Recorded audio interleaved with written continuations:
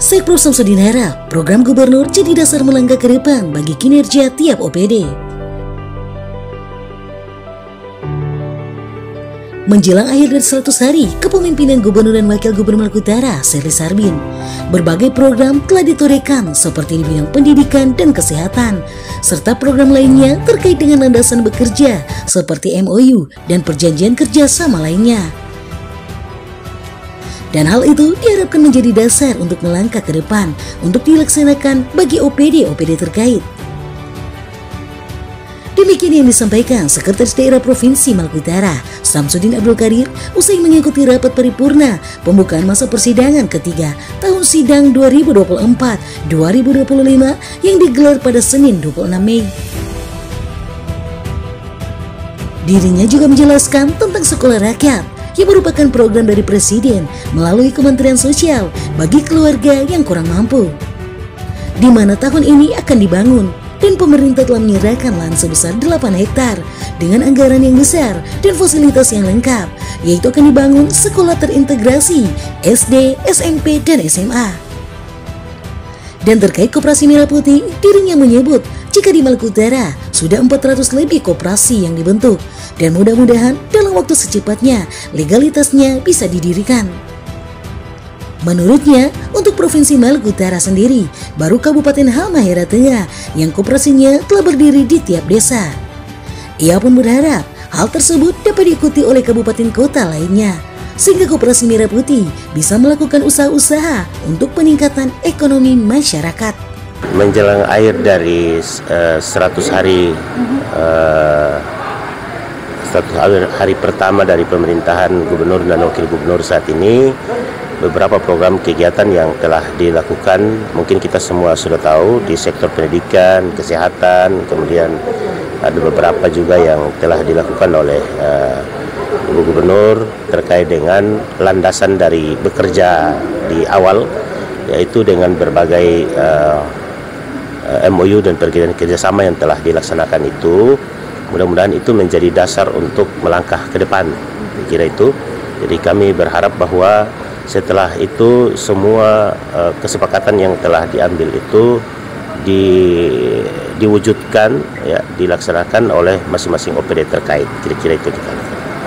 Terkait sekolah rakyat yang kemarin. Ya, jadi sekolah rakyat tentu saja kita sudah tahu bahwa itu adalah program dari Bapak Presiden melalui Kementerian Sosial, di mana sekolah rakyat itu tahun ini akan dibangun setelah kita menyerahkan lahan seluas 8 hektar. Di sana akan dibangun sekolah terintegrasi SD, SMP, dan SMA.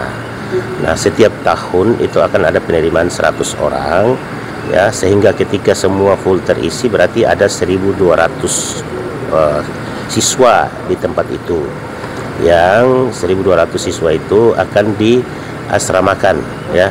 Diasramakan, dijamin secara keseluruhan, ya, dari makannya, kemudian pakaiannya, dan semua fasilitas diberikan, tapi diperuntukkan bagi masyarakat yang kurang mampu.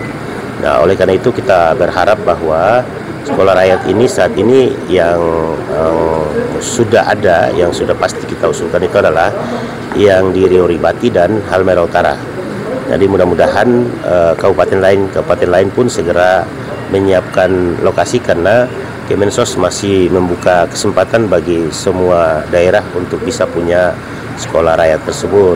Kita tahu bahwa sekolah rakyat itu dibangun dengan anggaran yang cukup besar, dengan fasilitas yang lengkap. Kalau sampai 8 hektar itu sudah, dan termasuk ya, lapangan bola dan sebagainya, semua akan ada di situ.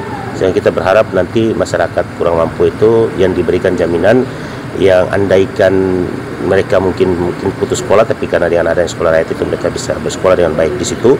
Sehingga kita berharap, kemarin Pak Sekjen juga sudah datang untuk melihat lokasi sekolah rakyat tersebut. Nah, untuk tahun ini, ya, tahun ini kita sudah langsung menerima siswa, meskipun bangunan yang di Ribati belum jadi, tapi kita akan menggunakan gedung-gedung sementara, yaitu di gedung Wasana Bahagia di Ternate untuk SMP, kemudian untuk yang SD itu ada di Sofifi, ya, itu yang kita akan laksanakan penerimaan. Kemudian ada juga yang SMA kalau kita usulkan yang di KUSU, ya mudah-mudahan itu segera bisa penerimaannya sudah mulai ada asesmen kepada calon-calon siswanya.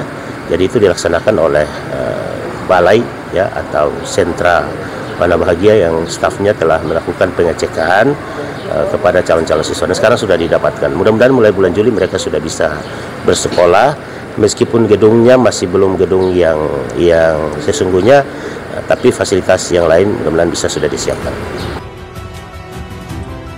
Dari Kota Sofifi, Provinsi Maluku Utara, tim MMC TV mengabarkan. MMC TV, elaborasi mega mulia, citra televisi. MMC TV, membuka cakrawala baru, memancarkan sinar cerah dengan informasi yang terpercaya.